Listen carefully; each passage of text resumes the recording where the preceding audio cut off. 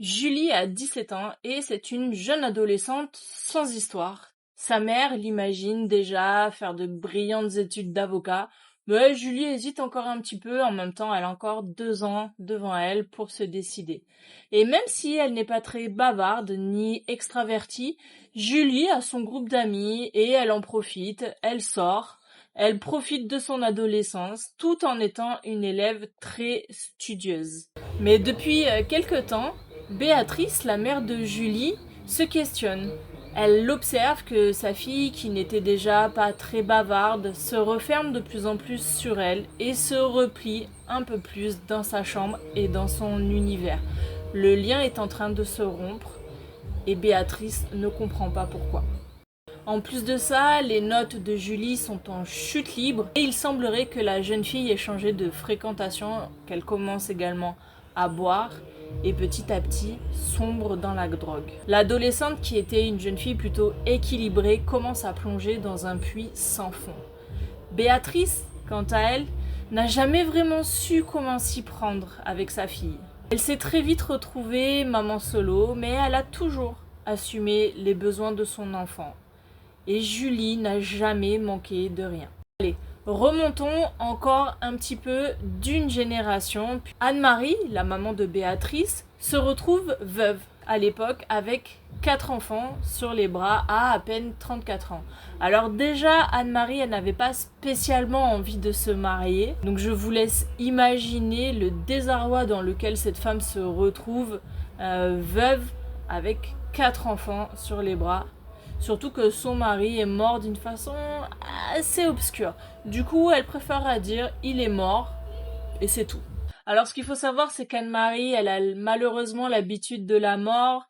Elle la fréquente depuis son adolescence, depuis ses 17 ans très exactement, âge auquel sa mère sera violemment assassinée par son propre père. Mais là aussi, on va mentir. Voilà, sa mère est morte. Elle part vivre chez sa grand-mère paternelle et c'est tout, on n'en parle pas plus que ça. Anne-Marie, elle est assez vite obligée d'arrêter ses études. Sa grand-mère est plutôt ferme et butée sur le sujet. Une jeune fille, ça n'a pas besoin d'étudier. Et en plus, comme par hasard, Jeannot, le voisin, fera un excellent mari, surtout quand son père prendra sa retraite et qu'il héritera des terres. Mais du coup, qui aurait pu prévoir que Jeannot sombrerait dans l'alcool à la vingtaine, enchaînerait les magouilles et les mauvaises fréquentations et forcément les mauvaises décisions. Mais qui aurait même pu imaginer que ce petit maigrelet deviendrait le bourreau de sa propre femme? Eh ben, toutes les personnes fréquentant le père de Jeannot, en réalité, auraient pu dire que les chiens ne font pas des chats. Malheureusement, la grand-mère, elle aurait plutôt bouffé les chats que de dire... Bref, passons. Revenons à Béatrice. À l'âge de 8 ans, donc, notre Béatrice perd son père. Mais bon, elle, ça lui va. Je vous ai déjà un petit peu parlé de Jeannot. Elle se dit plutôt que la paix va sûrement arriver maintenant parce que... voilà. Béatrice, elle connaît pas trop ses émotions. Alors, à la mort de son père, elle va voir les autres pleurer. Elle va comprendre pourquoi elle devrait pleurer pour l'homme qui a autant fait pleurer sa mère. Alors, elle va donner le change, on va dire. Elle va bouder. Et à l'âge de 8 ans, ça va passer. On va se dire, ah, la pauvre, elle se rend pas compte. Et puis, petit à petit, la mère de Béatrice va sombrer à son tour. Et Béatrice va devenir la mère de sa propre mère. Elle va la nourrir, elle va lui lire des histoires pour la divertir. Et dans les soirées les plus sombres, Anne-Marie, la mère de Béatrice, va reprocher à sa fille d'exister. Elle va lui dire que si elle n'avait pas eu d'enfant, elle n'en serait pas là. Mais Béatrice, elle ne lui en veut pas. Tout ça, c'est à cause de son père. Et puis dans les soirées les plus alcoolisées, l'ombre de sa grand-mère plane au-dessus de la maison. Parfois, Anne-Marie pleure sa maman, Madeleine et Hélène. Sa voix se brise tellement que Béatrice n'a jamais vraiment su comment s'appelait sa grand-mère. Mais ça c'est pareil, on n'en parle pas. Elle ne pose pas la question, elle ne veut pas faire souffrir sa mère. Anne-Marie est aussi en colère contre son père.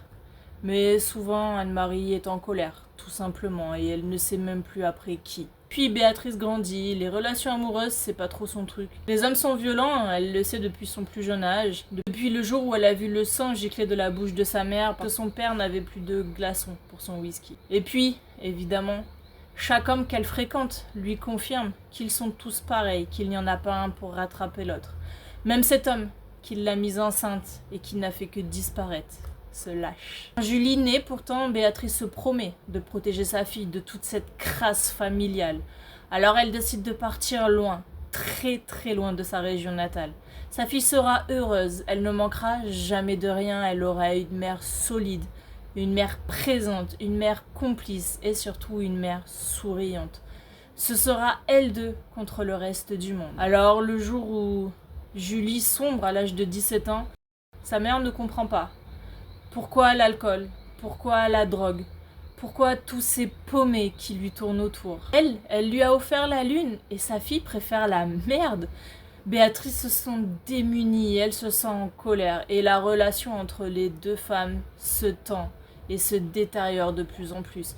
Julie hurle à sa mère qu'elle est grande, qu'elle est libre de ses choix et Béatrice lui répond qu'elle est immature, bornée et qu'elle est en train de détruire, de saccager sa vie. Le dialogue est complètement rompu entre les deux femmes pendant 15 longues années. Et puis un jour, le téléphone sonne. C'est la police et ils souhaitent parler à Béatrice. Julie vient d'être retrouvée entre la vie et la mort et elle est actuellement à l'hôpital. Béatrice laisse tout en plan, le chat, la télé et elle court dans sa voiture prête à traverser la moitié de la France afin de retrouver sa fille. D'ailleurs, c'est le choc. Sa fille est retournée vivre dans la ville de son arrière-grand-mère, de sa grand-mère et d'elle-même. Mais comment est-ce qu'elle s'est retrouvée là-bas? Le temps est long pour Béatrice, qui alterne entre visite à l'hôpital et visite au commissariat pour comprendre ce qu'il s'est passé. Alors, comme pour passer le temps, elle décide de retrouver la maison de son arrière-grand-mère. Elle consulte les archives, elle traîne au PMU du coin et écoute les cancans et les ragots des vieux. Un matin, devant sa tasse d'expresso brûlant, elle tend l'oreille. On parle d'un meurtre. Elle ironise. Ça va avec son humeur du jour. Le printemps. Le printemps arrive, tout le monde est gai et pourtant, elle, d'aussi loin qu'elle se souvienne, elle a toujours détesté cette saison. Elle est allergique au pollen, c'est chiant, elle en peut plus. Elle écoute ces deux vieilles parler là d'un vieux meurtre, cette pauvre dame rouée de coups par son mari, sa pauvre fille mariée de force au jeune voisin, Jeannot, qui en aimait une autre. Elle tend un peu plus l'oreille. Jeannot? Mais Jeannot, c'est le nom de son grand-père. C'est une drôle de coïncidence. Aujourd'hui, cela fait exactement 75 ans que cette femme a été assassinée. Béatrice prend son souffle et se lance. Elle questionne les dames. C'est plus fort qu'elle. Elle doit absolument savoir ce qu'il s'est passé. L'histoire qu'on lui raconte est insensée. C'est forcément faux. Ce n'est pas possible. Il est impossible que cette femme soit son arrière-grand-mère. Elle décide alors de se rendre dans la ferme de Jeannot. Il paraît que c'est un descendant de la famille et qu'il a repris. Peut-être qu'il connaît l'histoire. Au pire, il la prendra juste pour une folle. Et alors qu'elle arrive devant la ferme, son cœur bat, son souffle est court et ses jambes tremblent. Sa voix intérieure la supplie de partir, d'aller voir Julie, de laisser tomber cette histoire. C'est de la folie, mais Béatrice frappe. L'homme qui lui ouvre ressemble comme 2 gouttes d'eau à son grand-père. Premier choc. Elle se présente, l'homme la laisse entrer, il est gêné lui aussi. Aucun des deux n'ose vraiment parler, aucun des deux n'est réellement capable de se situer par rapport à l'autre.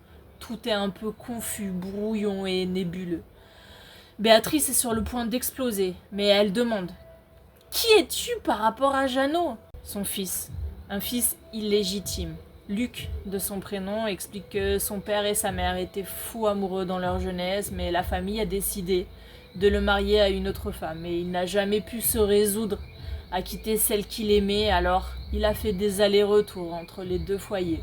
Puis les magouilles, puis l'alcool et enfin la mort. Cette histoire-là, Béatrice la connaît, on lui a déjà raconté des dizaines et des dizaines de fois. Béatrice est abasourdie. Si Jeannot est bien le Jeannot dont on parlait au PMU, se peut-il que la femme assassinée soit son arrière-grand-mère ?